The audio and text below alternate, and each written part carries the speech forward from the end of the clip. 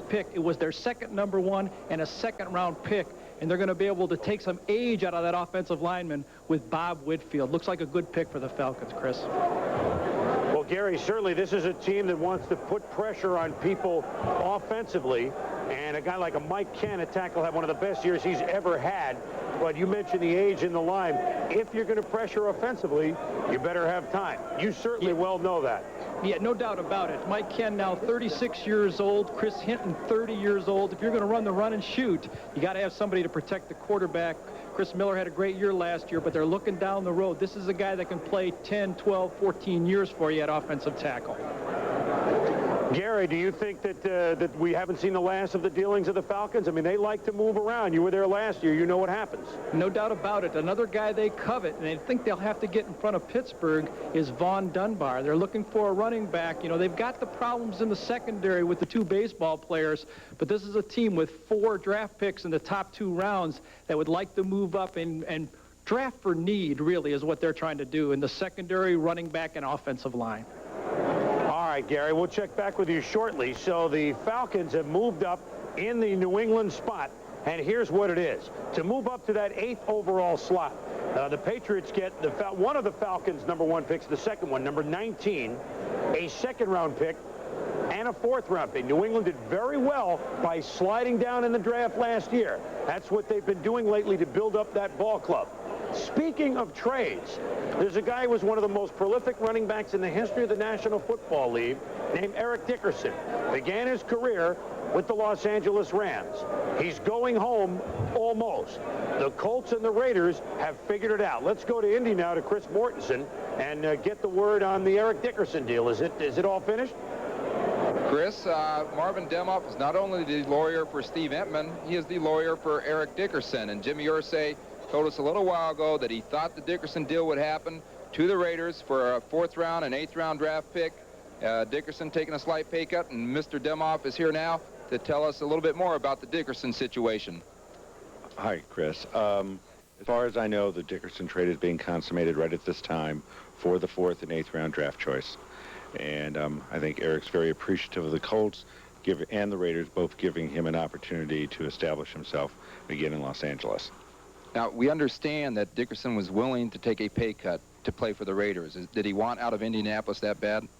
Well, I think Eric has always been misunderstood as money being more important to him than it really is. Football is very important to Eric, and Eric believes his best chance to have football success is with the Raiders. Quickly on Entman, we heard a lot of things in the last 24 hours. Can you characterize the negotiations between the Colts and Steve Entman? They were bizarre because the Colts had other interests also in dealing with Quentin Coriat and Sean Gilbert and Troy Vincent and Vaughn Dunbar and to some degree Desmond Howard. And Steve was always their #1 pick, but how they were going to do #2 kept making it a very disjointed discussion for 2 days. And it finally came together this morning at 8 o'clock. Marvin Demoff doesn't want to talk about contract numbers, but everybody knew he was going to have an impact just by his presence alone. We reported earlier it was $9 million, 4 years. No comment here on that contract. $4 million signing bonus. Steve Entman's going to be taken care of for quite a while, Chris. All right, so we go back to the silent movies for a little bit. That was Chris Mortensen with Marvin Demoff. And what they're silent about, of course, is what kind of contract change will be involved with Eric Dickerson. He was scheduled to make $3.1 million this year with the Colts. Marcus Allen makes just over $1 million a year with the Raiders. Dickerson coming into the Raiders is not going to make $3 million with Marcus there for $1 million. How far he goes down, does Marcus get a raid out of all of it? Dickerson is a Raider. We'll be back. Who wears Team NFL clothing? Some thick-necked ex-jock? Not your everyday friend. Well, baby, that's what you are. Woo! You couldn't be further from the truth. Right, girls? Right, Martin. For Team NFL, Martin Mull and friends. Your everyday friend. Get on the inside of the NFL. Call 1-900-535-9000. There's a way to virtually guarantee a safer suspension system. A way to eliminate pulling, shaking, and loss of control. It's the suspension technology of Midas. Diagnostic tools so advanced, they can pinpoint the problem. So you know your car's fixed absolutely right. And for a limited time, buy one Shocker strut, get the second for 50% off. For a safer suspension, nobody beats Midas.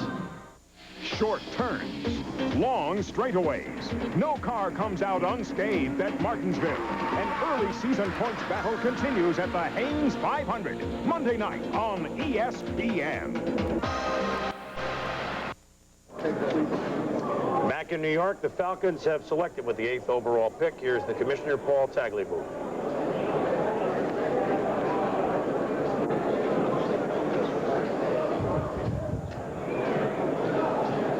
With the 8th choice in the draft obtained from New England by trade, the Atlanta Falcons select Bob Whitfield, offensive tackle, Stanford. So Bob Whitfield, rated by just about every team, the top offensive lineman available. Atlanta has now moved up and taken the pick from New England, and even though that's not this year an area of need, they've decided that it will be shortly. You heard Gary Danielson talk about Mike Cann and Chris Hinton being up in their 30s. Here's the trade. So to move up from 19 to 8, to move up 11 spots, cost the Falcons a 2nd and a 4th round pick. So that's a pretty heavy price to pay unless Whitfield turns out to be a tackle as good as Mike Cann, in which case, Mel, it's a great price to pay. I'll tell you, Chris, I don't like the deal at all for Atlanta. I think, in a deep draft like this where you know you're going to get players down the line, to give up a 2nd and a 4th round pick to move up 11 spots, you already have a number 1, sure. But if they're going to move up, go up to get a skilled person, not an offensive tackle like Whitfield, who, in my opinion, is maybe the 24th best player in the draft. I know some teams think highly of him, but I think that he's somewhat suspect that early. And when you look at Atlanta's situation in this draft, now they lose a 2, they lose a 4. If they'd have retained that pick, they may have been able to acquire Siapeli Malamala, who played in the same conference as Whitfield, and ultimately could, in my opinion, be a better pro. I think it's far too heavy a price to pay in a great draft like this, when we're talking about depth into the 2nd through 6th round, to part with a mid-2 and a mid-4 to go up and get an offensive tackle. Granted, he has potential, but in my opinion, he's a gamble that early. Tommy, there's been a lot of talk of Whitfield, a great player out of Stanford. Again, like some of the others in the draft, coming out a year early. He is legally blind in his right eye.